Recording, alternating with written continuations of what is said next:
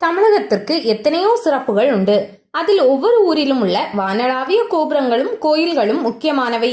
தமிழகத்தின் பண்பாட்டையும் கலாச்சாரத்தையும் எடுத்துக்காட்டும் ஆலய விழாக்கள் முக்கியமானவை.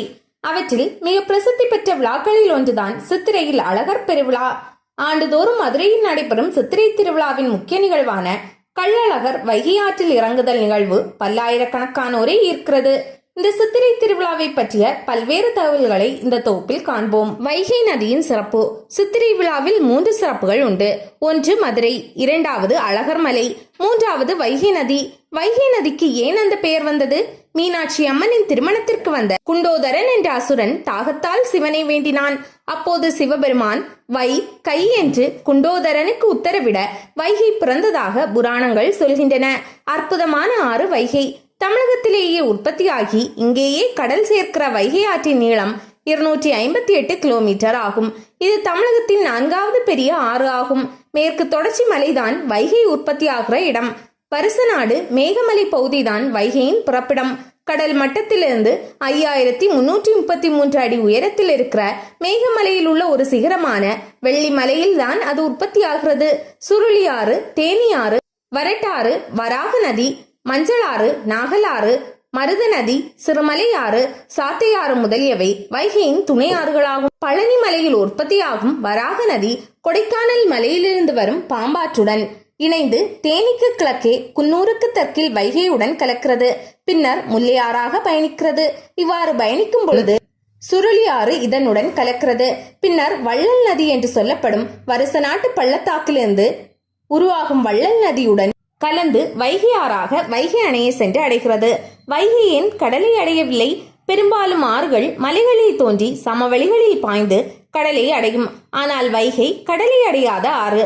அது ஏன் கடலை அடையவில்லை என்பதற்கு கவிஞர் ஒரு கற்பனையான காரணத்தை பாட்டாக கூறினார். பெருந்தொகை என்னும் நூலில் இடம்பெற்றுள்ள அப்பாடல், நாடி இடப்பாகற்கு நஞ்சளித்த பாவி என்று வாரி இடம் போகாத வைகையே நதிப்பெண், கடல் ஆண். தேவர்கள் பார்க்கடலை கடைந்தார்கள். அப்போது ஆலகால நஞ்சு வந்தது. கடலில் வந்த அந்த நஞ்சை சிவபெருமான் ஏற்றுக்கொண்டார். வைகை நினைத்ததாம், ஏ கடலே, எங்கள் அன்னை மீனாட்சியின் நாயகனுக்கு நஞ்சு கொடுத்த உன்னை சேர என் மனம் ஒப்பவில்லை. எனவே உன்னை அடைய மாட்டேன். மீனாட்சியின் நாயகனுக்கு நஞ்சு கொடுத்த கடலை அடைதல் பாவம் என்பதால் வைகை கடலை அடையவில்லை. வீதிகளில் தமிழ் மனம். மதுரைக்கு தான் எத்தனை பெயர்கள்! மல்லிகை மாநகர், கூடல் நகர், மதுரையம்பதி, கிழக்கின் ஏதன்ஸ், நான்மாடு கூடல், மீனாட்சி பட்டணம், ஆலவாய், கடம்பவனம், அங்கன் மூதூர், தூங்கா நகரம், கோயில் நகரம், பூலோக கைலாயம் என பல பெயர்கள் உண்டு. சித்திரை வீதி, மாசி வீதி, ஆவணி வீதி என தமிழ் மாதங்களின் பெயராலேயே திருப்பெயர்கள் அமைந்திருக்கும் சிறப்பு மதுரைக்கே உரியது.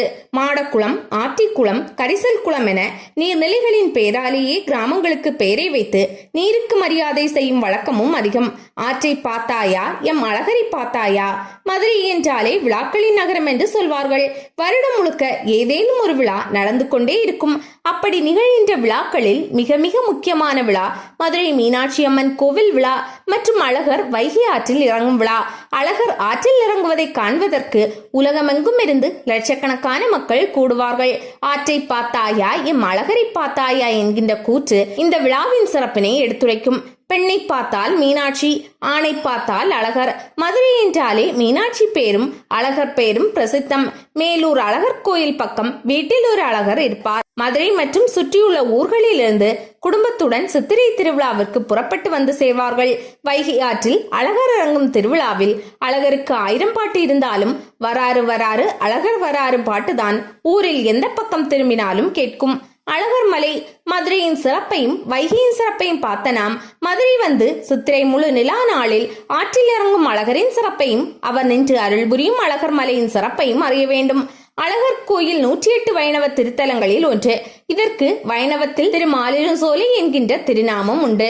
சோலைமலை, திருமாலிருஞ்சோலை, மாலிருங்குன்றம், சோலைமலை, குலமலை, குளிர்மலை, தென் திருப்பதி, உத்தியாயன சைலம், இருங்குன்றம், வனகிரி, விருஷபாத்திரி அல்லது இடபகிரி முதலிய பல பெயர்கள் உண்டு.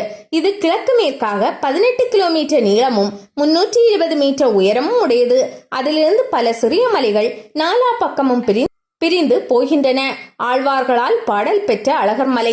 மதுரையிலிருந்து 20 கிலோமீட்டர் தொலைவில் மேற்கு தொடர்ச்சி மலையின் தென்புறம் அடிவாரத்தில் அமைந்துள்ள இக்கோயிலில் ஆழ்வார்களால் மங்களாசாசனம் செய்யப்பட்ட 108 வைணவ திவ்ய தேசங்களுள் ஒன்று.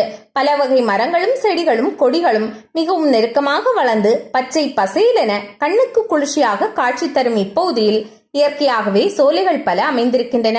சோலைகளில் பூக்கும் காய்களும் கனிகளும் மிகுதியாக உண்டாகி கண்ணுக்கும் மனதிற்கும் இன்பமூட்டும் இம்மலையை பற்றிய செய்திகள் பழந்தமிழ் இலக்கியங்களில் மிகுதியாக உண்டு.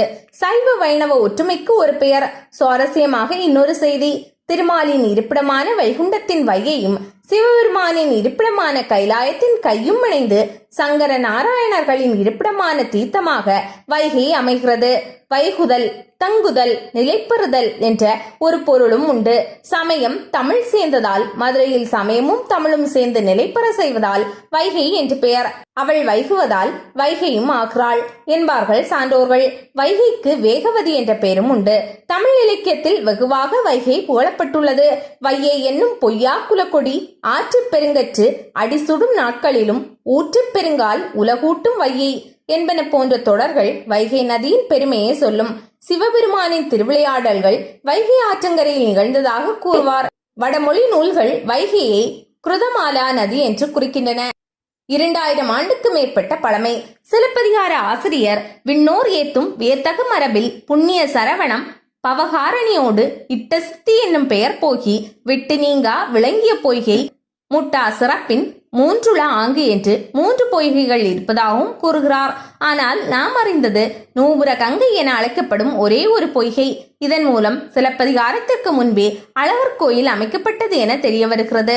ஆழ்வார்களின் காலத்திற்கு பிறகும் கோட்டைகள் கட்டப்பட்டதாக கல்வெட்டுகள் தெரிவிக்கின்றன. மதுரையை சுற்றி 3 அழகர்கள் மதுரையை சுற்றி 3 அழகர்கள் இருக்கிறார்கள். ஒன்று மாலிருஞ்சோலை அழகர், இன்னொன்று திருமோகூர் அழகர், மூன்றாவது மதுரையிலே இருக்கக்கூடிய கூடல் அழகர். திருமாலிருஞ்சோலை அழகருக்கு கள்ளழகர் என்று பெயர். கருவறையில் பெருமாள் ஸ்ரீ பரமசுவாமி என்று அழைக்கப்படுகிறார். ஆண்டாள் எழிலுடைய அம்மனை மீர் என் அரங்கத்து இன்னமுதர் குழல் அழகர், வாய் அழகர், கண்ணழகர், கொப்போளில் எழு கமலப்பூ அழகர், எம்மானார் என்னுடைய கழல் வளையை தாமும் கழல் வளையே ஆக்கினாரே என்று வர்ணிக்கும் அழகு இவருக்கு அப்படியே பொருந்தும். பாவங்கள் தீர்க்கும் பாவநாசினி. எல்லா நீர்நிலைகளுக்கும் ஒரு உற்பத்தி இடம் உண்டு. ஆனால் சிலம்பாறு எங்கே உற்பத்தி ஆகிறது என்பதை கண்டுபிடிக்க முடியவில்லை. திருமாலிருஞ்சோலையில் ஆயிரக்கணக்கான தீர்த்தங்கள் இருந்தாலும் அழகர் நீராட்டம் காண நுபுரகங்கை தீர்த்தம் தான் வேண்டும். கற்கண்டு போன்ற சுவையுடன் இருக்கக்கூடிய இந்த தீர்த்தம் தவிர வேறு தீர்த்தத்தால் அழகருக்கு திருமஞ்சனம் செய்தால் அவருடைய மேனி கருத்து விடுகிறது. சகல நோய்களையும் தீர்க்கக்கூடிய அற்புதமான மூலிகை தீர்த்தம் இது. பகவானுடைய திருவடியில் இருந்து தோன்றி நம்முடைய உடல் அழுக்கை மட்டுமல்லாது மன அழுக்கையும் அகற்றுவதால் புண்ணிய சுருதி என்றும் பாவநாசினி என்றும் சொல்வார்கள். ஐப்பசி துவாதசியில் இங்கு நீராடி அழகரை தரிசிப்பது பெரும் புண்ணியம். பாதகங்கள் தீர்த்து பரமனடி காட்டும். எத்தனை மண்டபங்கள், எத்தனை சிற்பங்கள்! திருக்கல்யாண மண்டபத்தில் நரசிம்மர் அவதாரம், கிருஷ்ணன், கருடன், மன்மதன், ரதி, திரு விக்ரமன் அவதாரம், லட்சுமி வராகமூர்த்தி ஆகிய பெயர்களை கொண்ட கற்றூன்களில் உள்ள சிற்பங்கள் நாயக்கர் கால சிறந்த படைப்புகளாகும். வசந்த மண்டபத்தில் ராமாயணம் மற்றும் மகாபாரதம் நிகழ்ச்சிகளை சித்தரிக்கும் அழகிய ஓவியங்கள் உள்ளன. கல்யாண மண்டபத்தில் நரசிம்மர் அவதாரம், கிருஷ்ணன், கருடன், மன்மதன், ரதி, திரு விக்ரமன் அவதாரம், லட்சுமி வராகமூர்த்தி ஆகிய பெயர்களை கொண்ட கற்றூன்களில் உள்ள சிற்பங்கள் நாயக்கர் கால சிறந்த படைப்புகளாகும். வசந்த மண்டபத்தில் ராமாயணம் மற்றும் மகாபாரதம் நிகழ்ச்சிகளை சித்தரிக்கும் அழகிய ஓவியங்கள் உள்ளன. கோவிலின் காவல் தெய்வம் 18ஆம் படி கருப்பசாமி சன்னதியில் உள்ள கோபுரம் சிற்ப வேலைப்பாடுகள் மிக்கது. இந்த சன்னதியும் இங்கு ஒரு சிறப்புதான். மக்கள் திரளாக வருகிறார்கள். பெருங்கதவு முன் நிற்கிறார்கள். பிரம்மாண்டமான இரட்டை கதவு. கதவு உள்பக்கமாக தாளிடப்பட்டிருக்கிறது. அதில் சந்தனம், குங்குமம், கற்பூரம் முதலியன பூசி மாலையும் மலர்களும் சாத்தி கதவையே தெய்வமாக எண்ணி வணங்குகிறார்கள். தலையில் உருமால், தோளில் வல்லவேட்டு, இடுப்பில் சுங்கு வைத்து கட்டிய கச்சை, கையில் கத்தி, ஈட்டி, வல்லையம், வீச்சரிவாள், தோளில் சாத்திய கட்டாரி, காலில் சல்லடம் என்று கம்பீரமாக காட்சி தருவாராம் கருப்பசாமி. சித்திரை திருவிழாவிற்கு புறப்படும் போது முதலில் கருப்பசாமியின் சன்னதிக்கு தான் அழகர் வருகிறார். அங்கே அழகர் அணிந்திருக்கும் நகைகளின் பட்டியல் வாசிக்கப்படுகிறது. திருவிழா கண்டு திரும்பி கோயிலுக்கு செல்லும் முன்பு கொண்டு சென்ற நகைகள் எல்லாம் திரும்ப பத்திரமாக கொண்டு வந்து விட்டதை கருப்பசாமியிடம் காட்டி செல்ல வேண்டும். அழகருக்கு அபிஷேகம் செய்ய கொண்டு வரப்படும் தீர்த்தத்தை கூட கருப்பசாமியிடம் காட்டிவிட்டுதான் எடுத்து செல்வது வழக்கம். அழகர் எண்ணப்பட்டு உடுத்த போகிறார். அழகர் ஆற்றில் இறங்கும் போது என்ன வண்ணத்தில் பட்டு உடுத்துவார் என்கிற எதிர்பார்ப்பு மக்களிடம் உண்டு. முதல் நாள் அர்ச்சகர் கனவில் இன்ன வண்ணப்பட்டு என்று சொல்லி அர்ச்சகர் அந்த வண்ணம் சாட்டுவார் என்று சொல்கிறார்கள்.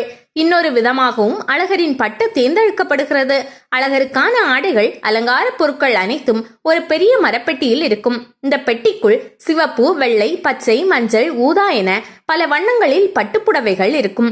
கோவிலின் தலைமை பட்டர் அந்த பெட்டிக்குள் கைவிட்டு ஏதாவது ஒரு புடவையை எடுப்பார். அவர் கையில் எந்த வண்ணப்புடவை வருகிறதோ அது கள்ளழகர் ஆற்றில் இறங்கும் தினம் அணிவிக்கப்படும். அழகர் எந்த வண்ணப்புடவை கட்டி ஆற்றில் இறங்குகிறாரோ அதற்கேற்ப அந்த வருடத்தில் நல்லது கெட்டது நடக்கும் என்பது பக்தர்களின் நம்பிக்கை. பச்சை பட்டு கட்டி வந்தால் நாடு செழிப்பாக இருக்கும். சிவப்பு பட்டு கட்டி வந்தால் அந்த வருடம் போதிய விளைச்சல் இருக்காது, நாட்டில் அமைதியும் இருக்காது. வெள்ளை மற்றும் ஊதாப்பட்டு கட்டி வந்தால் நாடு இடைப்பட்ட நிலையில் இருக்கும். மஞ்சள் பட்டு கட்டி வந்தால் அந்த வருடத்தில் மங்களகர நிகழ்வுகள் நடக்கும். இப்படி நம்பிக்கை இருப்பதால் ஆற்றில் இறங்க வரும்போது அழகர் என்ன நிறத்தில் பட்டுடுத்தி வரப்போகிறாரோ என பக்தர்கள் எதிர்பார்த்து கொண்டிருப்பார்கள். மதுரை ஆற்றில் கள்ளழகர் விழா காண்பது போலவே மானாமதுரையில் சுந்தரவரதரும் பரமக்குடியில் ஸ்ரீ சுந்தரராஜ பெருமாளும் ஆற்றில் இறங்குகிறார்கள்.